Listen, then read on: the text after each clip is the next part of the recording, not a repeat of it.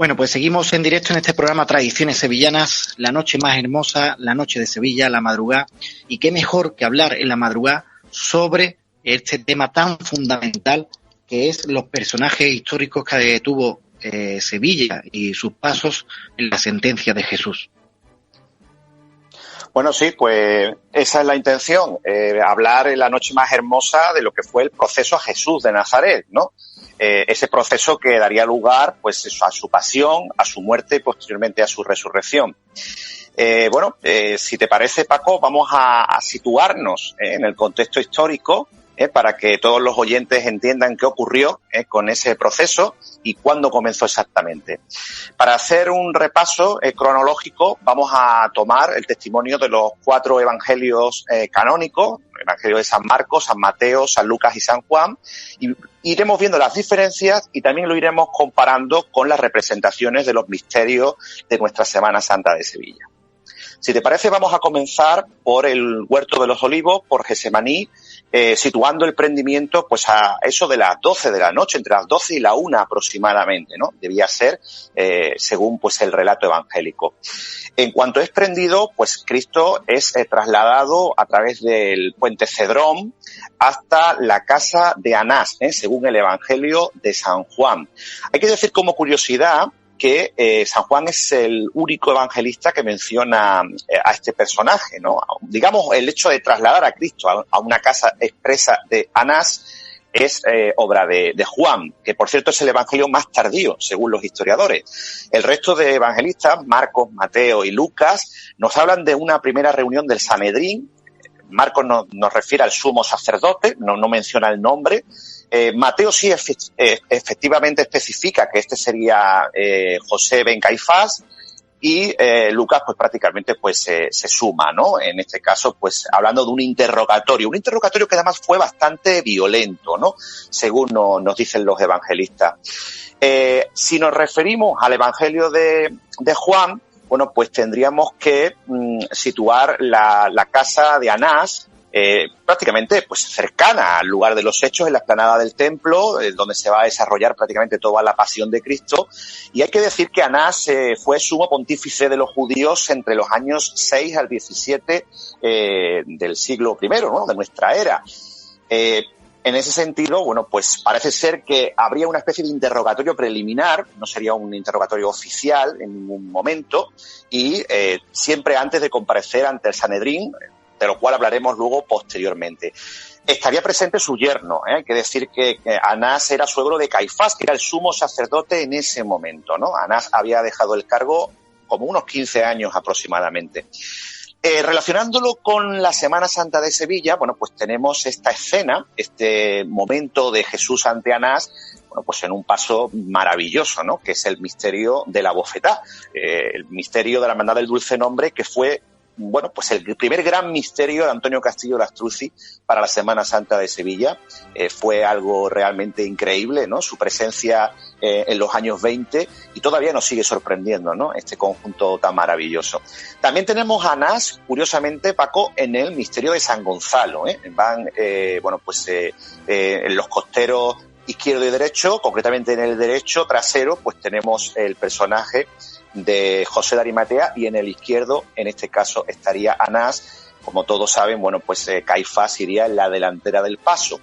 Y es que Anás, como hemos dicho, era suegro de Caifás. Seguramente, según todos los historiadores, estuvo presente no solo en este interrogatorio a Jesús de Nazaret, sino a otros muchos falsos mesías, ¿no? que hubo en la época. Y de Anás, pues, a Caifás, Ahora sí, estamos hablando en torno a entre las 3 y las 4 de la madrugada aproximadamente. Tuvo lugar esa reunión del Sanedrín en la casa del sumo sacerdote, Caifás, José Caifás, que era su nombre, Joseph José Caifás. Y, bueno, pues una escena que efectivamente, pues como hemos mencionado antes, ya es recogida en un maravilloso misterio trianero como el misterio de la Hermandad de San Gonzalo. ¿Quién fue Caifás? Bueno, pues fue un sumo sacerdote judío, evidentemente, que vino a sustituir a Anás, como hemos dicho, y que fue colocado por un procurador romano. Lo hizo Valerio Grato, esta acción.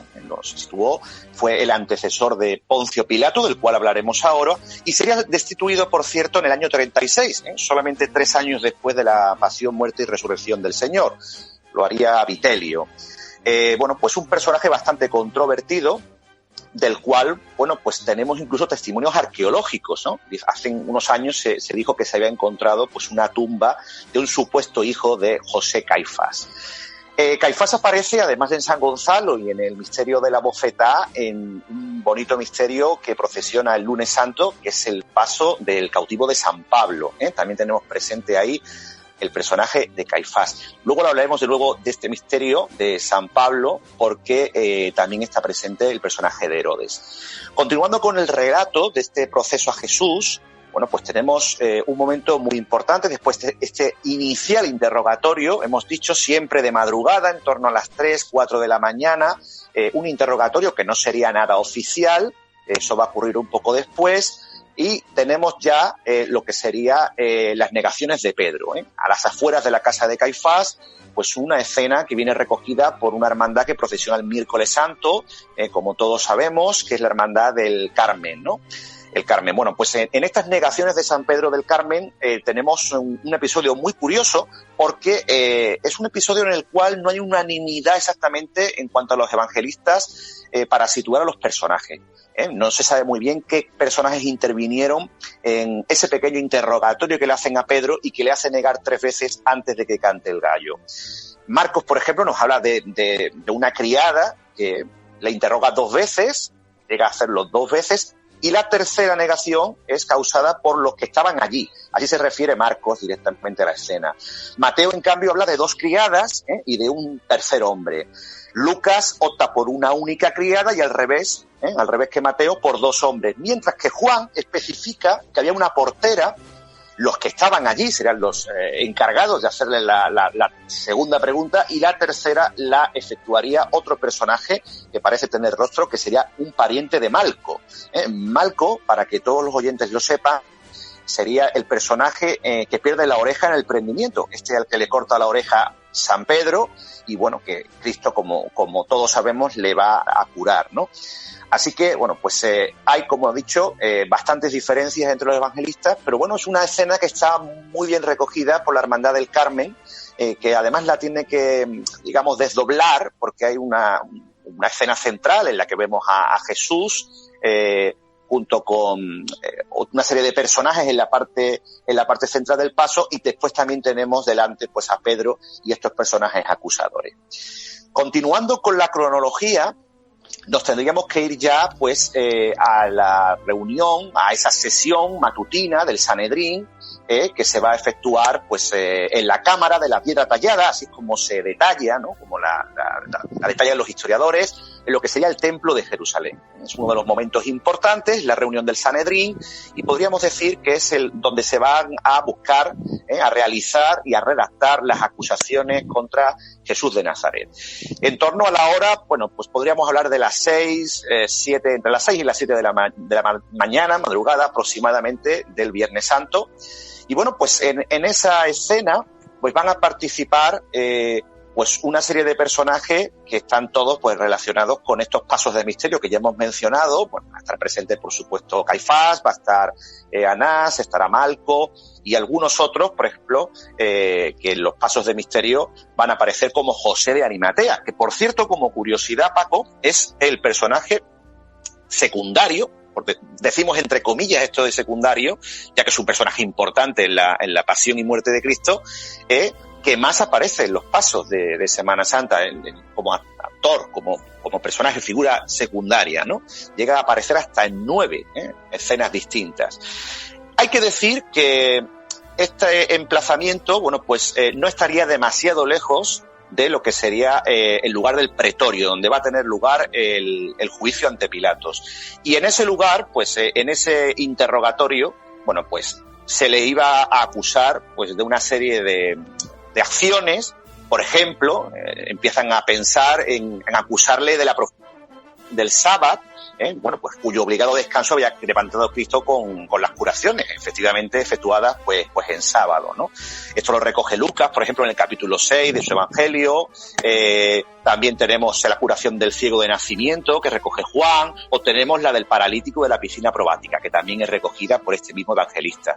Otra acusación del Sanedrín hacia Jesús sería la de la sangre prohibida como alimento, ¿no? Cristo va a llegar a decir, quien come mi carne y bebe mi sangre vivirá eternamente, ¿no? También se le va a atacar por esto. Por destruir el templo, llegará a decir Jesús que puede destruir el templo de Jerusalén y en 3 días volver a levantarlo. En este caso, como todos sabemos, era una metáfora. También se le va a sumar a la lista de acusaciones. Y por último, aquella que quizás es una de las más importantes. ¿Eres tú el Mesías, el Hijo de Dios vivo? Le pregunta a Caifás. Bueno, pues él va a decir, tú lo has dicho, ¿no? Ego sum. Esa frase que tanto se relaciona con nuestro Padre Jesús del soberano poder ante Caifás de la Hermandad de San Gonzalo. Bueno, pues esta sería probablemente pues la más grave de todas las acusaciones, ¿no? Se le acusa de blasfemo, ¿no? ¿Qué necesidad tenemos de más pruebas?, grita Caifás.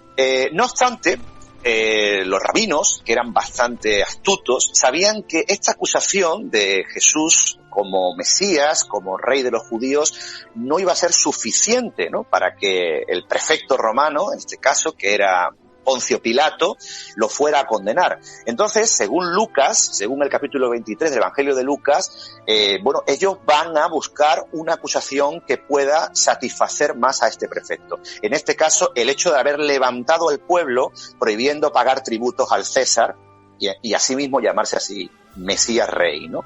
Esta va a ser la real acusación, ¿no?, la suma de ser rey de los judíos más el hecho de no pagar tributos al César. Como todos sabemos, las acusaciones, ninguna de ellas son ciertas, ¿no? Son interpretadas a su manera por la ley mosaica y, bueno, pues con esta lista de acusaciones se van a presentar en el pretorio de Poncio Pilato, pues a eso podríamos decir de las 6 de la mañana, entre las 6 y las 7 de la mañana aproximadamente, hasta las 8 que va a durar este primer interrogatorio de Pilato. ¿Dónde estaba el pretorio de Pilato? Esa es otra de las preguntas, Paco, si te parece, que vamos a realizar antes de ya ir a las escenas finales, ¿no?, de este proceso a Jesús. Pues mira, te podría decir que hay 2 teorías, según los historiadores, ¿no? Tenemos por un lado el emplazamiento de lo que sería el complejo construido por Herodes el Grande, cerca de la actual puerta de Jafo.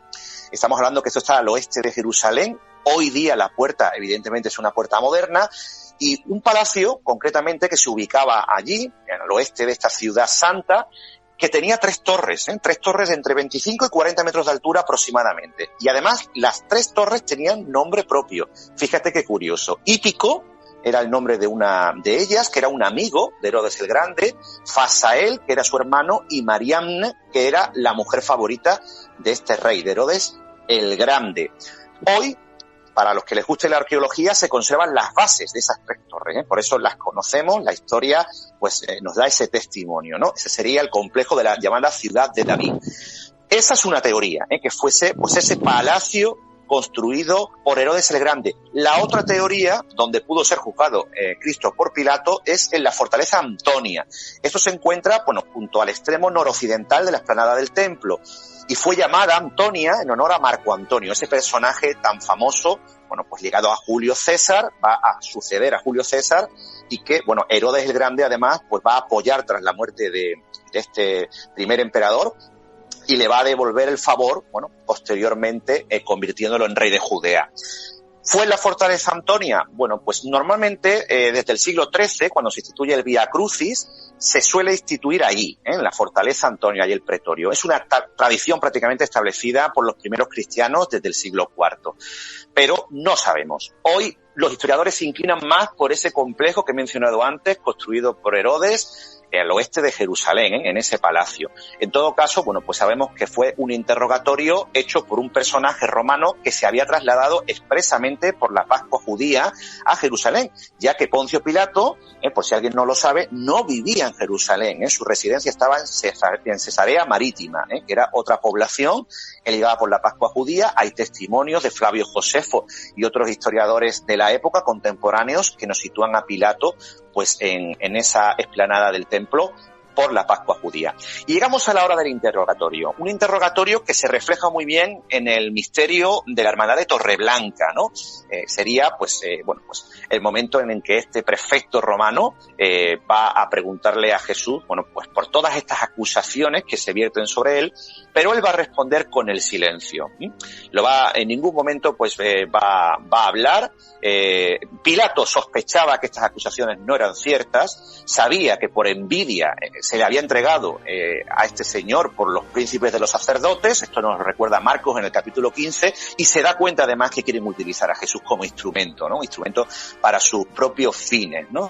Hacer creer que se mueven por amor a Roma cuando en realidad solamente buscan condenarle. En este momento, por cierto, va a intervenir un personaje muy interesante que esta noche tan hermosa que es la madrugada sevillana, bueno, pues aparece en el misterio de la Hermandad de la Macarena, también aparece en el misterio de San Benito, que es Claudia Prócula, es la esposa de Poncio Pilato. Bueno, Mateo nos la menciona, eso sí, bueno, no nos dice el nombre, nos habla de una mujer que advierte a su marido que no se mezcle con ese justo, ¿no? Que no lo condene, que no le haga ningún daño porque ha padecido mucho en sueños, ¿no? A causa de él. El nombre de Claudia Prócula, por cierto, lo recogemos de los evangelios apócrifos, así que es un personaje que, bueno, pues tiene mucho de leyenda. Como hemos dicho, solamente la cita Mateo en el capítulo 27 de su evangelio, y ya sería en el evangelio apócrifo de Nicodemo donde encontraríamos ese nombre propio.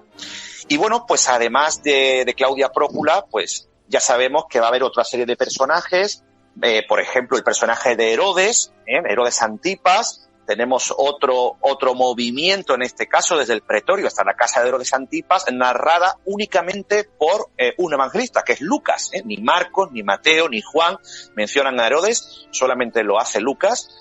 Y nos lleva pues a un lugar relativamente cercano. Para que nos hagamos una idea del mapa en el contexto histórico, no estaban muy alejados estos lugares unos del otro, todos estaban en la parte alta, lo que sería la antigua ciudad de David en Jerusalén, en una explanada, y serían metros lo que separaba una residencia de la otra. Bueno, pues Herodes Antipas era no un rey, como quizás alguno ha pensado, ¿no? En el misterio de la Hermandad de la Amargura, que procesiona el Domingo de Ramos, lo vemos con una corona, y en realidad no era rey, era tetrarca, El rey había sido su padre, Herodes el Grande, pero él era un tetrarca, el padre dividió prácticamente lo que sería la actual Siria, la actual Jordania, Judea, bueno, pues Palestina, todo esto lo dividió entre varios hijos, y esa parte de Galilea le corresponde a Herodes Antipas. ¿Por qué Pilato manda a Cristo a la presencia de Herodes? Bueno, pues hemos dicho que es un episodio únicamente recogido por Lucas. Los historiadores, los teólogos, los expertos en las Sagradas Escrituras han querido ver un intento, ya en época tardía, porque Lucas es el penúltimo evangelista, de señalar con el dedo a los judíos. Sería, digamos, el evangelio probablemente más antisemítico, ¿no? Un intento de acercamiento, pues un poco a Roma, queriendo exculpar a Poncio Pilato, ¿no? Queriendo hacer todo lo posible por exculpar a los romanos, al Imperio Romano, y señalar con el dedo, como hemos dicho, a los judíos. En todo caso, como todos sabemos, bueno, pues Herodes le va a interrogar, va a quedar muy decepcionado por lo que le responde Cristo, que es el silencio, de ahí el título, el silencio ante el desprecio de Herodes, y bueno, pues va a mandar que le coloquen una túnica blanca. Es curioso porque esta túnica blanca tiene mucho que ver con lo que vestían los magistrados romanos, ¿no? Aquellos aspirantes a magistratura, ¿no? Así que por un lado sería una manera de burlarse de una persona que según él aspiraba a ser rey, y por otro pues ese blanco va a simbolizar el color de los locos. Y Antonio, tenemos la última escena, si te parece, Paco. Venga, rápido. Sí. Vamos a ir rápidamente ya hacia el palacio pretorio final de Pilato, donde, bueno, pues efectivamente se le va a condenar.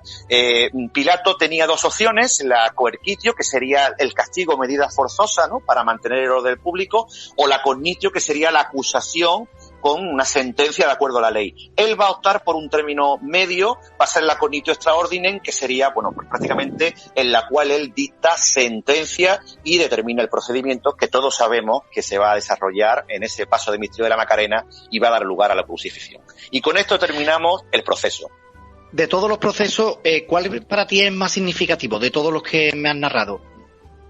Hombre, yo creo que fundamentalmente la clave determinante de esa noche fue el que le hace el Sanedrín, ¿no? El interrogatorio que tiene lugar ya en la mañana del Viernes Santo, en lo que sería la cámara de piedra tallada en el Templo de Jerusalén. ¿Por qué? Porque allí Cristo es donde se va realmente a proclamar rey de los judíos, ¿no?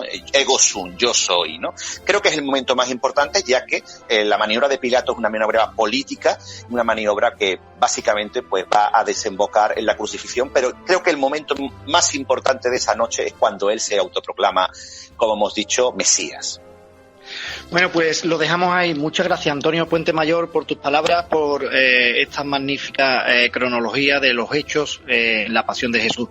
Una pequeña pausa, la última del programa, y nos vamos con la tertulia La Convidada, los amigos de la tertulia La Convidada, que nos van a hacer pues una amena reflexión sobre la Semana Santa, de lo que pudo ser y de lo que es. Una pequeña pausa.